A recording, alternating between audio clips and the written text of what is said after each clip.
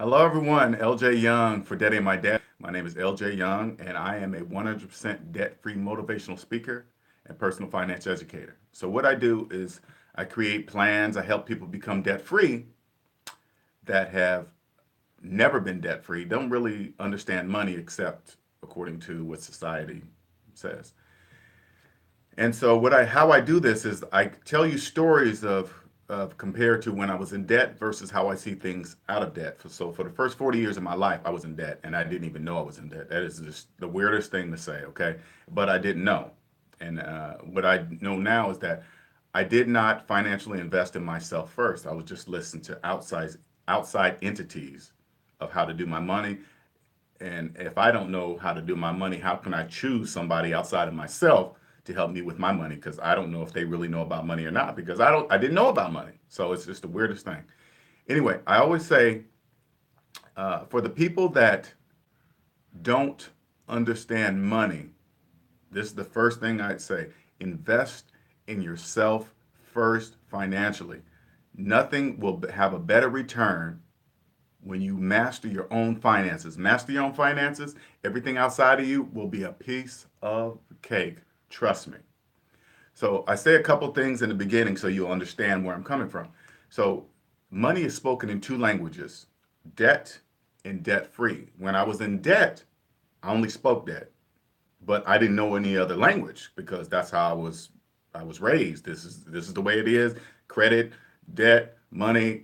It just didn't make any sense until I became debt free. Now I can clearly see I was speaking debt for many years, and I wonder who I was speaking debt around. And I just now I think back, man, who was I saying certain things around? Because I didn't know if people around me that manage their money well heard me speak, and they're probably like, oh, he doesn't have any money. I can tell by the way he's speaking. Today, I look at finances like the back of a ticking time clock. All those gears working together. Some gears are bigger than others. All right, but without them all, the whole piece wouldn't. The whole clock would not work because they need all pieces. That's how I look at the financial economic structure today, and that's exactly how it works today in real life. So for the people that are looking to change their financial situation, you must look at yourself, your own finances first, and get a hold of them. Else you'll be in that situation for many years without even realizing. So now what I'm going to do is tell you how what I mean by the whole economic system is like the back of a ticking time clock, right? All the gears. Let me show you how this works in real life. Okay. So if you're looking to get out of your financial situation, you're looking to financial advisors and things of that nature. How do you pick a good one? You know. Now here's the easiest way, but it's going to be the most difficult step for you. Add up all your debt. Add up every single penny. I don't care what it is. Add it all up. And when you see that number, that's how much money you have in this world today. Right there. That number. That's the exact amount of money you have. So before you go see a financial person, this is how you determine if they're working for you or they're working for themselves. Okay? I'm not calling them bad, not saying they don't know what they're doing, but invest in yourself first. Before you go see one, get online, go to creditkarma.com or something so you can look this up. So you can look up your total debt. Keep this number in your head and go see this financial person. Okay? Now, if the finance, say like, we're going to go with student loans because that's the biggest. That is the biggest. It's in the trillions, all right? Take your student loan, go to the financial advisor, and then if the financial advisor says, "Hey, take this amount of money, invest it in the stock market.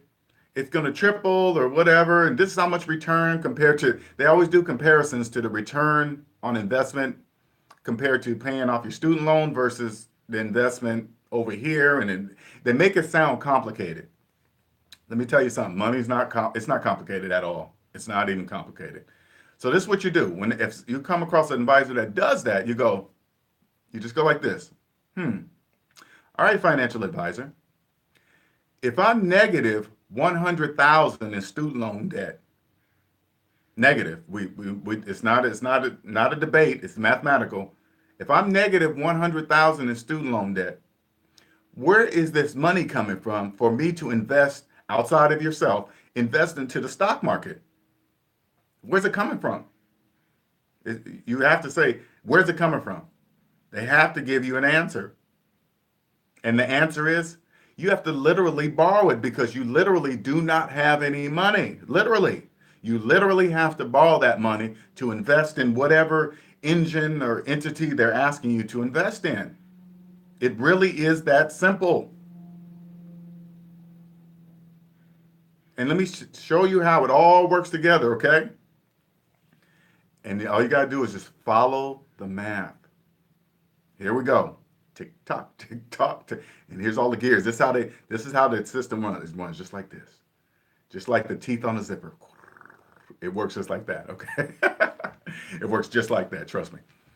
Now, imagine, all right? Now, the consumer debt is in the trillions, all right? It's in the trillions.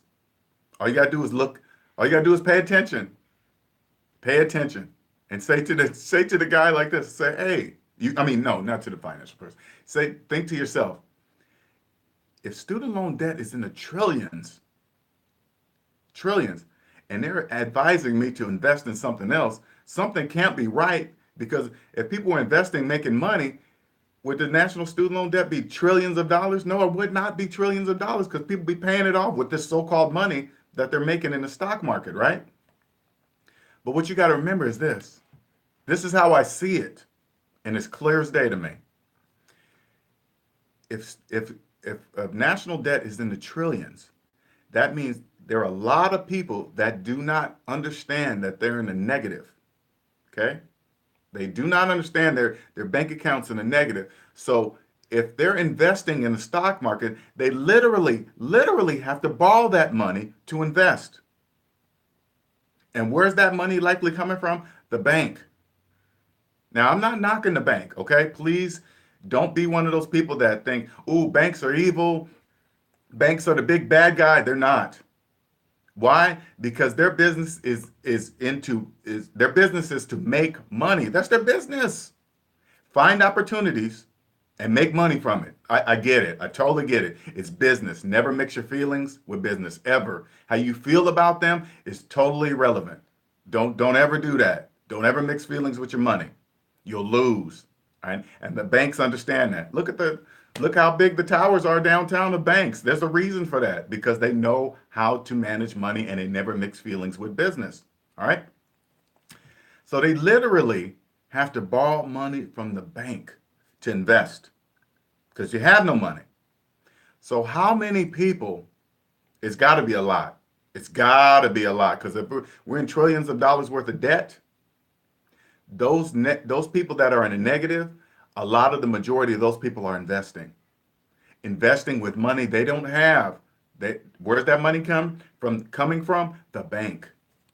They're literally investing for the banks indirectly. Okay, whether they know it or not is totally irrelevant. It's totally irrelevant. It's almost like the bank is filtering their money through you to invest into the bank. That's what they're doing, because you got to pay the bank back. If you are in a negative, you have to literally borrow the money to invest.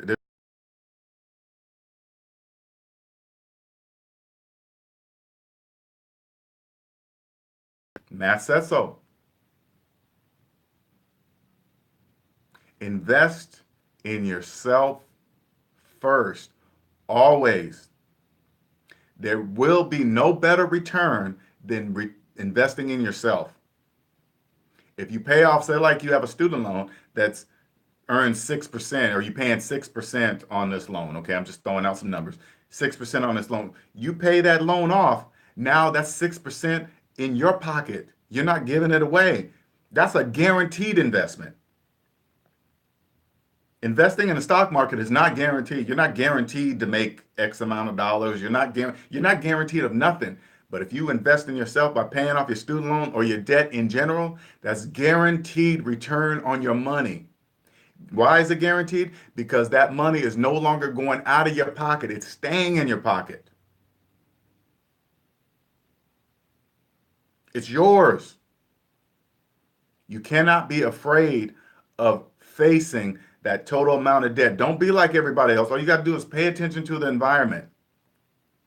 This stuff I'm teaching you, I'm showing you, telling you, whatever, it's not taught in schools. It's not. And it's made to look confusing, but money is people are scared of money, scared to act. It's made to look like that on purpose, and it's not even close to that.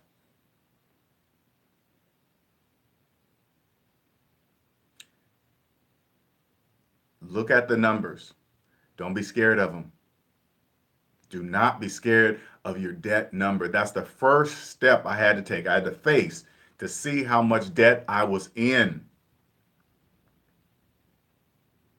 I'll ask somebody like this. Here's another thing. I'll ask somebody, how much debt are you in? You know the answer I get?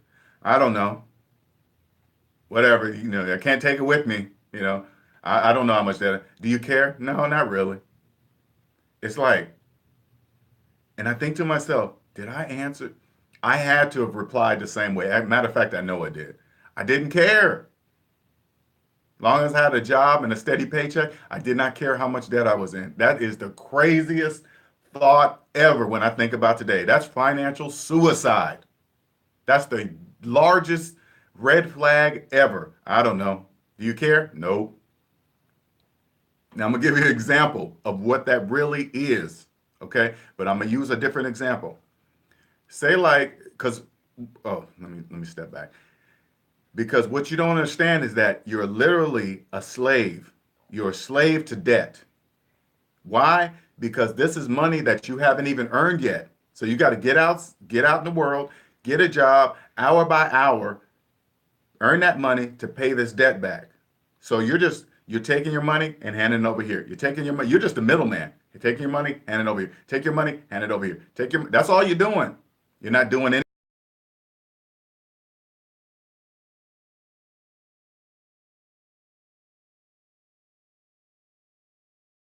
financially. You're a slave. And when I ask a person, hey, do you know how much debt you're in? And they just simply say, I don't know. Give an example of what that sounds like. Now, if I walked up to you, up to the fence and say, hey man, come over here. Hey, do you know how much debt you're in? I guarantee you'll know down to the exact penny and the day when you'll have that debt paid off. Guaranteed. Guaranteed. Anything to get outside of that fence, to get outside of that slave camp. I guarantee you would not say, if I walked up to you and said that, you wouldn't go, grab the fence. Hey, how much debt you're in? You wouldn't go, I don't know. Do you care? Mm-mm. I got to get back to work. But thank you for asking. You would not say that. You would know down to the exact penny of how much debt you were in. That is true. It's really no different. The only biggest difference is that this kind of slavery, there's no guards or fences needed. You don't need them. You know why? Because it doesn't matter where you go. You're still in prison. You're still a slave. I don't care if you move from this state to that state, around the country. It doesn't matter. It follows you. You're still fenced in, no matter where you go. It's invisible fencing. No guards needed. Literally. Sorry, that's the garbage truck going by here. So use my analogy of what I just said. If you were literally a slave, would there be anything in the world that would stop you from paying that debt off to get the hell out of there? No, there wouldn't be. That's how this freedom feels like. This freedom is unexplainable. Nothing bothers me. I'm never stressed. I have no stress.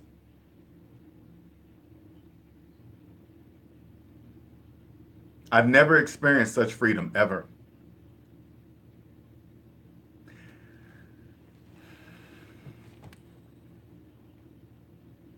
All you got to do is look at the financial environment. That's all.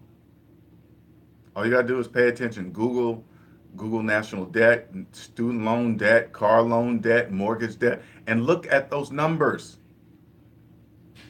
When I look at those numbers, I say to myself, there's a lot of people in debt. That's a lot, trillions of dollars. That's a lot of people. And I look at those numbers and I say, you know what? I'm not even part of any of that. That has absolutely nothing to do with me. Student loan debt crisis, nothing to do with me. I can help people get out. But as far as me financially invested in student loan debt, it has nothing to do with me. That is so wonderful to even say.